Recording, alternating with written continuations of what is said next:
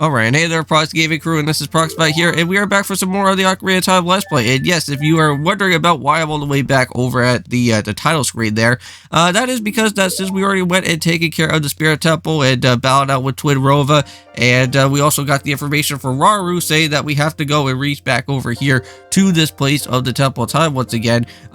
During that process, if you actually do go and save your game, like midway throughout that little portion from what Rauru was saying, you can actually go and reset your game, and during the next time that you go and jump back into your game, you'll be taken right on over here to this segment, and we could go and do that a little bit faster without even having to even worry about ever using the ocarina. So that's actually pretty cool, and I really do like how the developers actually kind of added that little touch right there if you ever wanted to go and do it that way. And that was something new for me that I never really went and ever tried out, but that was something cool to go and see within this episode, within our time. But now what is going to happen here is that we're going to be learning a little bit more about what's going on with why Sheik is explaining about with all this that's happening here.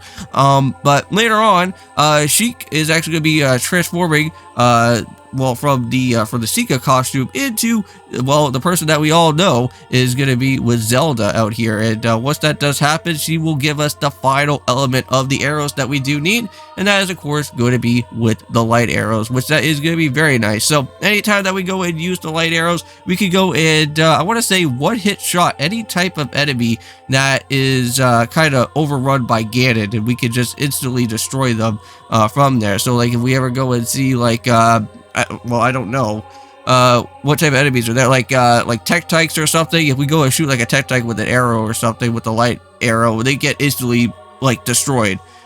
Well, even though that we do have like the Master Sword as well too, or even like Lizalfos's for that matter, they could also get destroyed, I think, with the one-hit shot as well, because it does actually smite any type of evil that's there. Now, I believe currently right now, since we are going to have to go and try to reach off into where Ganon's castle is going to be, I want to say the gold gauntlets are going to be located within the Ganon's castle. I believe, because like that's the only type of spot that I can only think of that is where those things can go and show up. And once you do have those gold gauntlets at some point around within Ganon's castle, you should at least be able to then go and head yourself out of the actual area from there and go and meet up with the Great Fairy that will be able to give you the last and final ability before your actual treacherous adventure throughout the final gated portion to have that max defense with you. Because once you have that max defense, you should totally be like set and ready to go with that battle, because like with Ganondorf's like two battle forms, like his humanoid form and then his beast form Ganon, like just having that max defense is like kind of like your best friend throughout like majority of those two battle phases. Now, I have heard that throughout the final Ganon battle is like somewhat hard for some people. I know that when I went and did the randomizer before, I was a little bit struggling throughout it because I forgot like how the Ganon battle kind of played out.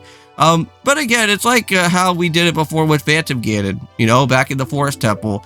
Just have to just go and kind of shoot back whatever type of light or whatever type of electricity ball that he has, and then you just kind of make sure that you knock him down while that happens, and then just try to get the most damage off. And again, the jump slash attack does do a lot more damage than just your regular slash attack. So if you are capable of doing that, you can be able to hopefully at least knock them down for a little bit more. So yeah, so now we're going all the way back here to this nightmare that we had, like I want to say from the beginning of the game, and also when we actually met up with this actual segment that was happening here. And that was when she went and thrown out that ocarina, right? And that's when we went and picked up that one instead of having to ever go and really use the Saria's ocarina anymore.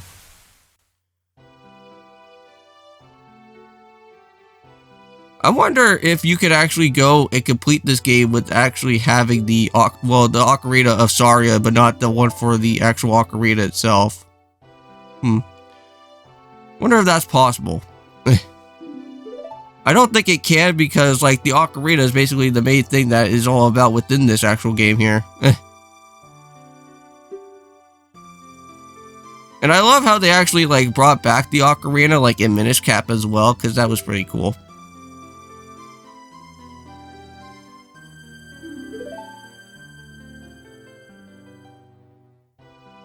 But But yeah, I've been thinking about, like, at some point, maybe, like, retrying out Minish Cap again. But, like, doing it, like, in a randomizer type of way. Because, like, I have seen other people go and play through a Minish Cap randomizer, and I've never really experienced it before, but I don't really know where, like, most of the chests are going to be within that game. I think that's, like, the one actual Zelda game that I don't know where any treasures are for any type of chest related type of things, because some of them are, like, in very, very, very, like, tight, like, type of, like, places to go and search for that you would never expect to go and see. But here we go. Let's get these light arrows. Now, I think also within this video as well, too, we are going to have to go and complete off with the guy of the big with the guy with the big post that we have to go and do. Now, unfortunately, I didn't actually know about this, but I thought you would actually get yourself a heart piece from the dude, but instead he does give you a bottle. So I guess just because of the simple fact is that since you've been catching out all these big pos out here, he wants to go and give you one more bottle just so that you can use it for your travels. But yeah, so now since Ganon is here, basically now in prison Zelda, and now Zelda's gonna have to get shot all the way over to back to the castle now, and that means we have to go and try to rescue her at this point.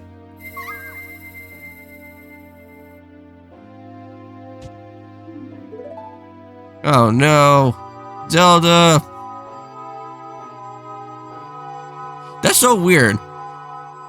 Like, that symbol on top of well, within the Temple of Time here kind of almost looks like a Star Trek logo. Oh no, she's gonna get absorbed by the Star Trek logo. No. Well, there she goes. Well, I guess you can literally do say that she did beam, well, oh, come on, man. I was gonna literally have like a funny pun right there because it had the Star Trek logo and everything. I guess Ganon really did go and beam her away or something. Because I know it'll beam me up Scotty thing.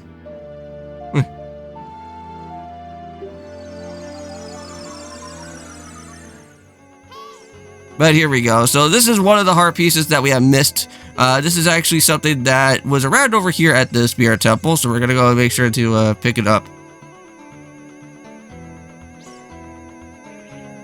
Okay, well, there we go. Let's make sure that we grab this heart piece. And we got it, so it's all good.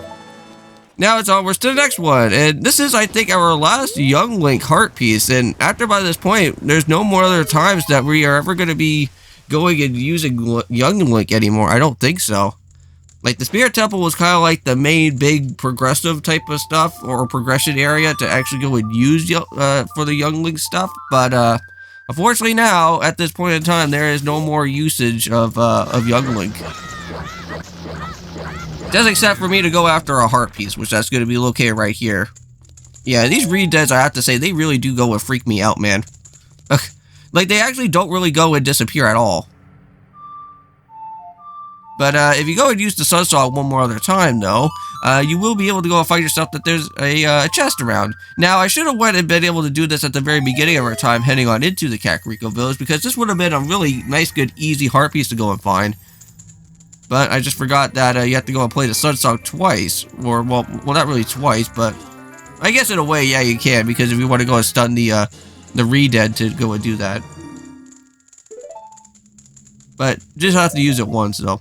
But here's the last of the big pose, and I think we've been here through before. It's just that I never really went and grabbed out this guy yet. But there we go. So now we have 2 pose. Finally, these are the last 2 that we do need, and now we can go and talk to the big to the Po guy that's here.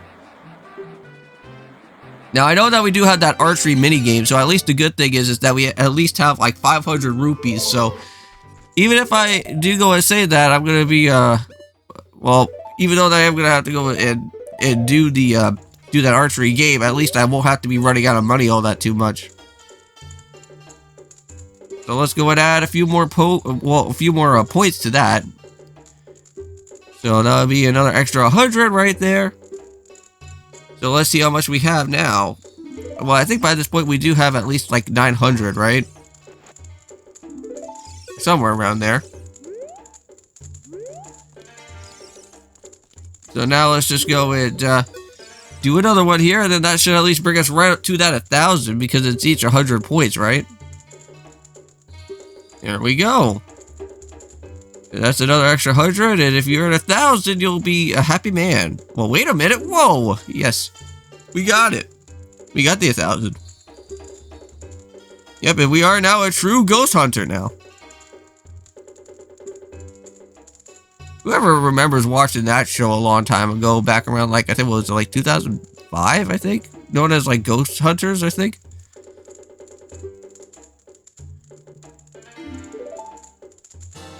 That's like a classic show, but I don't really believe if all that stuff is real though. But anyways, I'm gonna go and end off the episode, and I'll see you guys then in peace.